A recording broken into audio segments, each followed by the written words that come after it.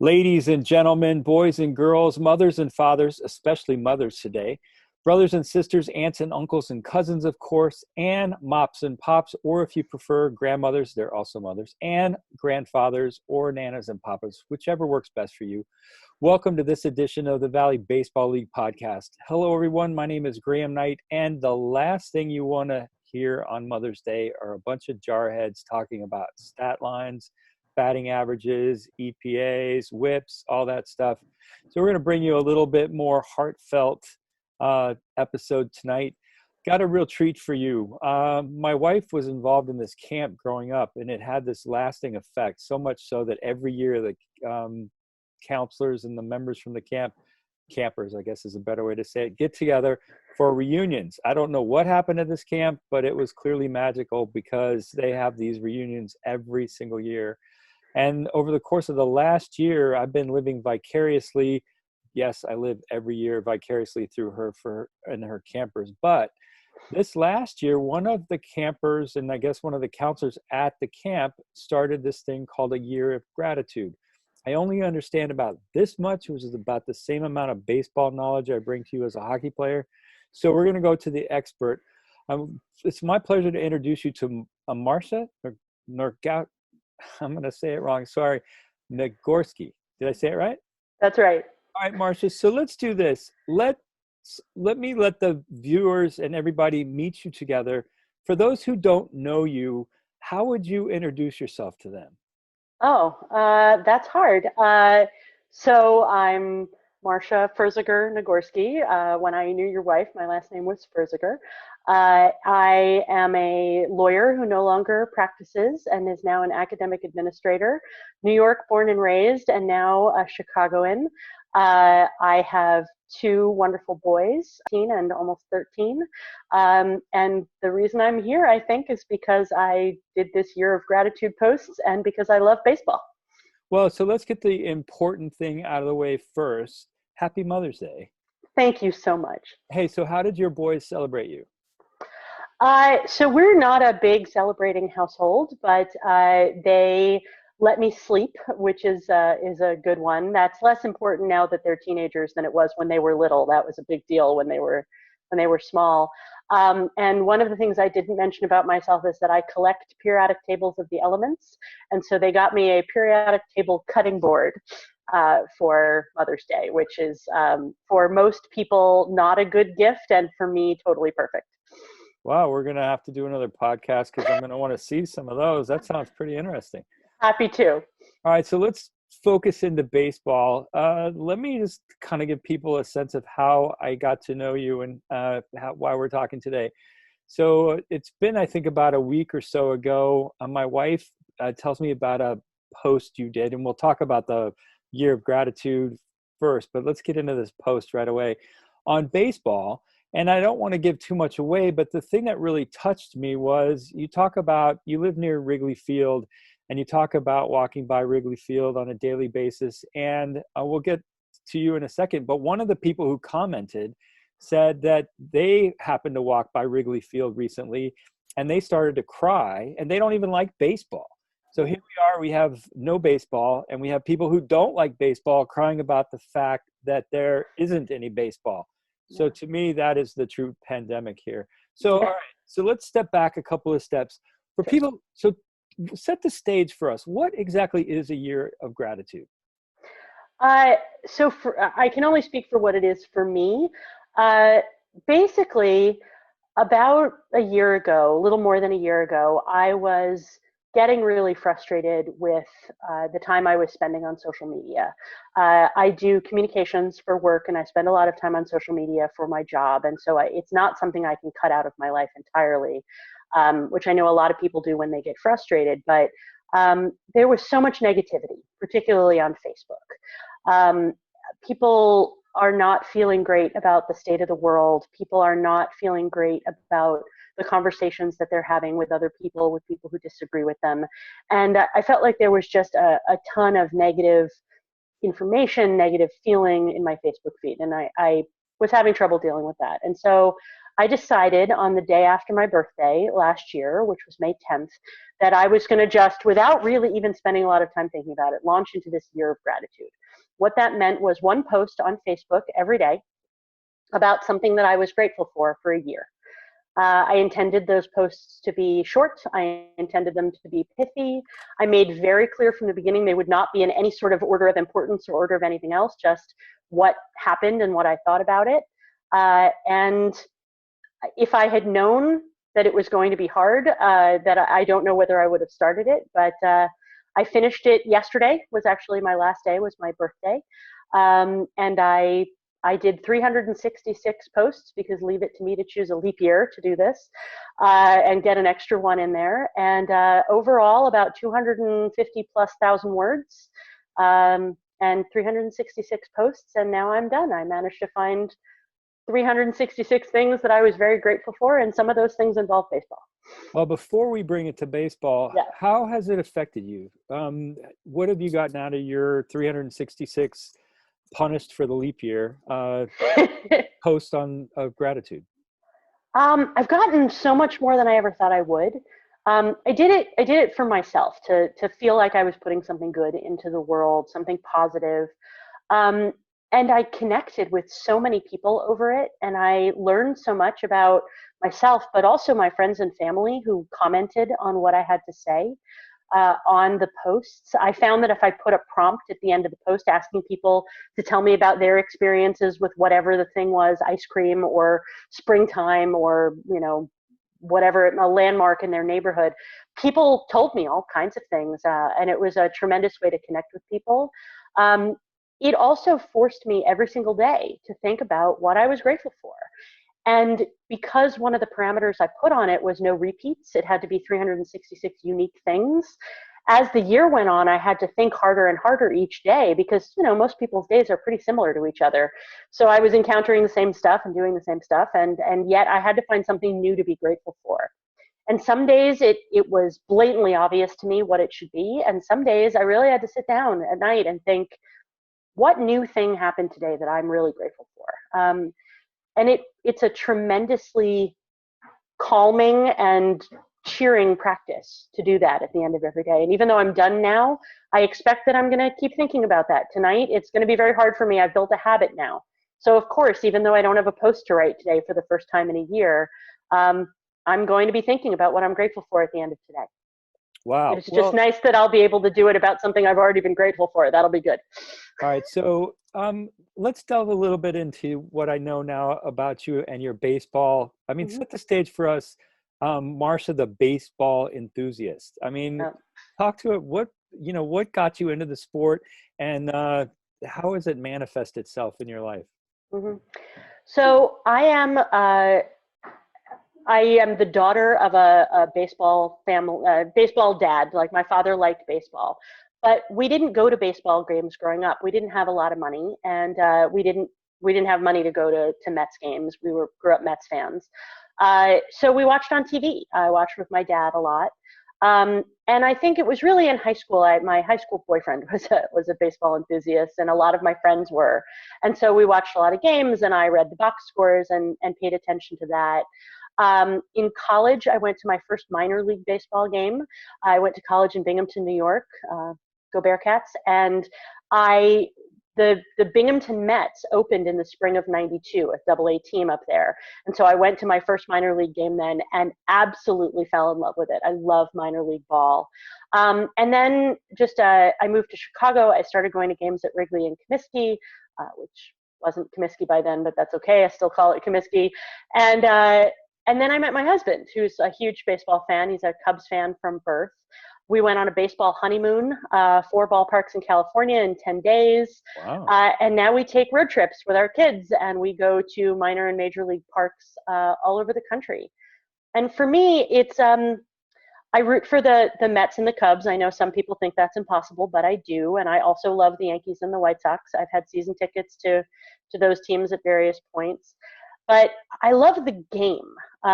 More than following a particular team or a particular set of players, I love being at a ball game. I love keeping score. I love the statistics. I read Bill James books. I love the art and science of the game and the strategy of it. And so, as I've always said, I'll watch anybody play baseball. I've kept score at the smallest of minor league games, and I've kept score at several World Series games and no hitters and perfect games. And I kept score at an All-Star game once, which I can't say I recommend. It's very difficult, but I love the game. I love the way it feels and looks and smells, and I love everything about it. Do you know what specifically it is that attracts you to it so much? Um, I think, I've always said I'm not a football person, but if I understood football the way I understand baseball, I might love football too. For some reason, and I honestly can't tell you how I got started. I don't really know. It's sort of osmosis in my life. I think baseball's always been there. I find baseball a really easy game to delve into the depths of. I'm not going to tell you that I can, sit here and explain PECOTA and F war and B war and all that stuff, but I can understand what makes a baseball player good. I can recognize a good play when I see it. I read this fabulous book on umpires a couple of years ago called As They See 'Em, Fans Travel in the Land of Umpires. And now I watch the umpires to understand what's going on in the field, because I know that if the first base umpire moves just a little bit to his right or his left, that means that they think a certain kind of play is coming. The depths of the game and the fact that there's always more to learn and to study about it, and that as somebody who, as your wife Carolyn can tell you, is completely incapable of hitting a baseball, the fact that I can still fully understand the intricacies of the sport without being a player is beautiful to me. It's a very elegant game. I love that the entire sport is predicated on the fact that a man can run 90 yards in about the same amount of time as the ball he hits can go to a shortstop and be thrown to first base. That the mathematics of that just kind of works out. That for 150 years we've been playing a game that was set up that way before anybody really could measure the velocity and the launch speed and all that, and that we got it pretty much right 150 years ago is amazing to me. Yeah, there was a guy that was a coach, a well-respected coach in the Valley League, a guy named Mo Weber, who he said, didn't you ever wonder, why the first base is, 90 feet from home plate? Well, imagine if it was 1 foot shorter. Think about how many times a player is thrown out by one stride. Yeah. If it was just 1 foot different, just, how is it that they came to that space? So I'll tell you what, share with us, if you don't mind, some or all of the posts you did on baseball and specifically scorekeeping, because it really touched me and clearly touched other people who don't even like baseball. So I started every post by saying, today I am grateful. So today I am grateful for keeping score at baseball games. I miss baseball. Today I took a very long walk with my boys, and we walked past Wrigley Field, as I almost always do on my walks. Rafi pointed out this is the first year in a long time that we didn't go to a baseball game during Passover. And he's right, it's become something of a tradition, often a cold tradition.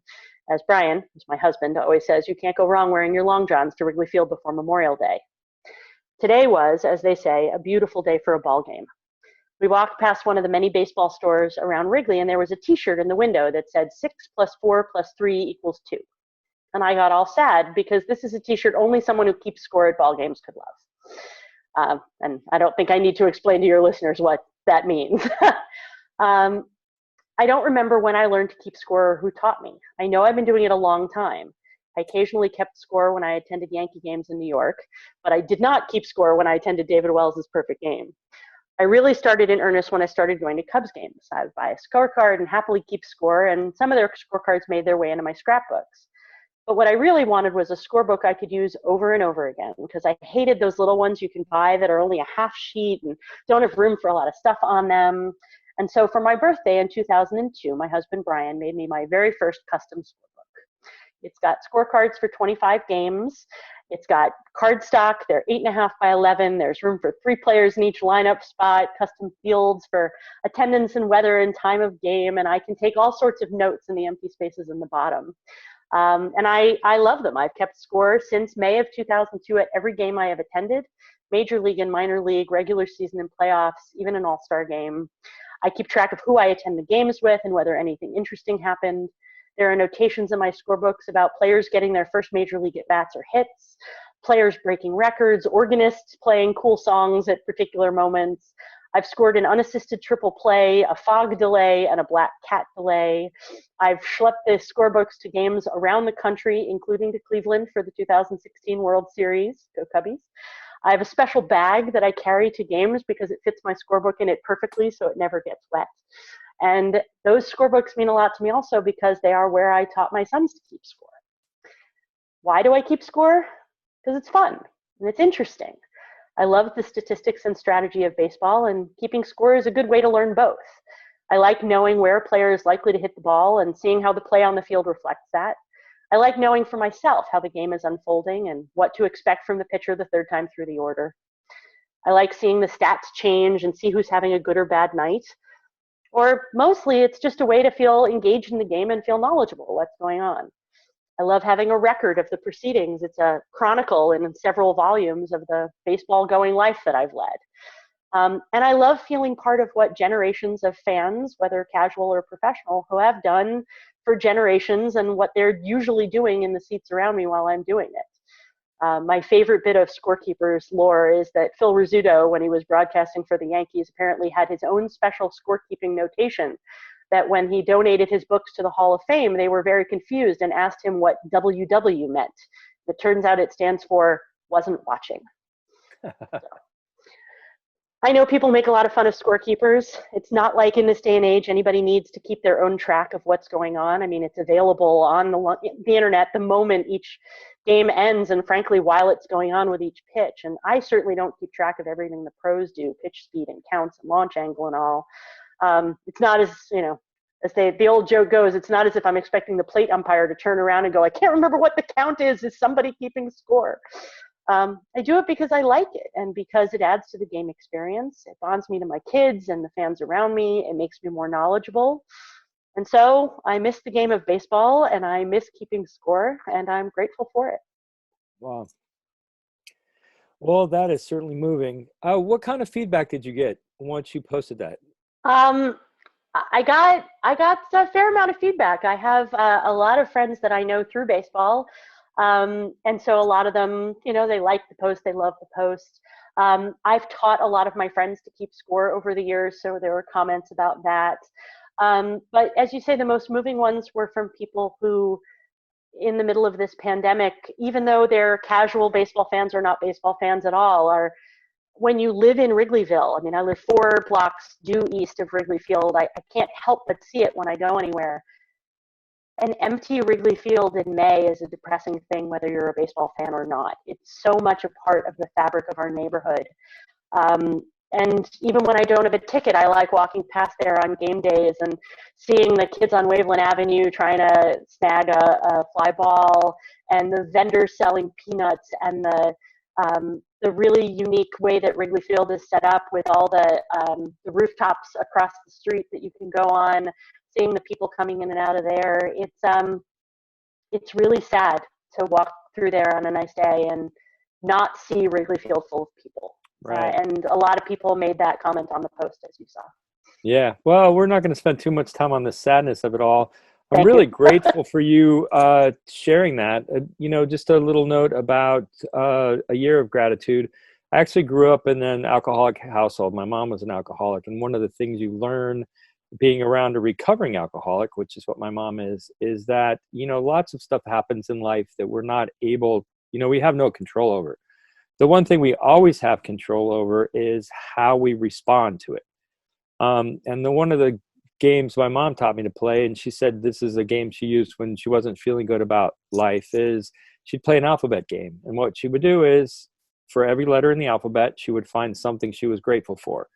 And some days were really bad, and she'd have to go through the alphabet twice until she lifted up her mood. But what she found was focusing on you could focus forever on all the stuff you don't have. That list is endless and will always be endless. On the other hand, focusing on gratitude really changed her life. It helped her through a problem with alcoholism. She's a recovering alcoholic. The chances of that are 1 in 35. And, I was really touched by your year in gratitude We enjoyed your post. I can't say I read them all, but I certainly heard about some. It's such a treat to talk to you and learn something about you and how that affected you over the course of the last year. And especially a treat to catch you just the day after your birthday and on Mother's Day for such a nice treat and something very special about baseball. So thank you so much for sharing that. Any final thoughts on baseball or anything before we bid everyone a happy Mother's Day? Well, I just want to thank you for this podcast and for all the work that you do with the Valley League. I've gone to a lot of minor league baseball over the years, and it's a very pure form of the sport. The people who play it are there mostly because they love it, and the people who are in the stands are also there because they love it and because you give families a really great time, and you allow parents to show their kids the joy of baseball really right up close in a really pure and wonderful way. So thank you for all that you do for giving baseball to the people in your area. It's a tremendous gift. And for all of the baseball players and professionals who are listening to this, thank you for this wonderful sport that you bring to us. And thank you for having me, Graham. I really, really appreciate it. Well, Marcia, it was a pleasure. Thank you so much. And to all the baseball fans out there, I bid you all a happy Mother's Day. That's going to wrap it up for us for this edition of the Valley Baseball League podcast. A deep debt of gratitude to Marsha for her time and for her meaningful post. I said it before, and I will say it again. We wish you all perfect health, and we wish you all a speedy return to the baseball diamond. Tomorrow night, the Jarheads will return. The stat lines and all of the batting averages and all that stuff will be back. Enjoy your Mother's Day. Pay tribute to your mom. We'll see you tomorrow night. Thanks for watching.